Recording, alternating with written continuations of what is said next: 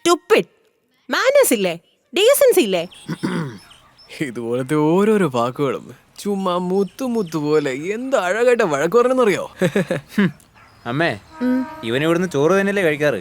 ആ പെണ്ണ് ഇവനെ നാണം കെടുത്തിട്ട് ഇവൻ കവിത പോലെ പറയുന്നു. ഇവന് നാണം ഇല്ലല്ലോ. അതിനെപ്പറ്റിയാണോടാ നീ പറയുന്നത്? വൃത്തികെട്ടവരെ. എടാ, എന്റെ മോനേക്കാൾ ഈ വീട്ടിൽ നിന്ന് കൂടുതൽ അടിക്കുന്നത് നീയാടാ. അമ്മേ, വെറുതെ ഇരിക്കെ. എന്തിനാ നല്ല നല്ല മക്കളൊക്കെ വേസ്റ്റ് അമ്മേ. ചെയ്യുന്നത്? എന്താടാ അവൻ അങ്ങനെ ഒരു ഫ്ലോയില് പോവില്ലായിരുന്നോ? നീ എന്തിനാ നശിപ്പിക്കുന്നേ? അവൻ എന്തോ സാധിച്ച പോലെയാണല്ലോ നിങ്ങൾ പറയുന്നത്. അവളുടെ അടുത്ത് വഴക്ക് കേട്ടാ നിങ്ങൾ കേട്ടില്ലേ? അതൊക്കെ ആവട്ടെ, നീ പറ മോനെ.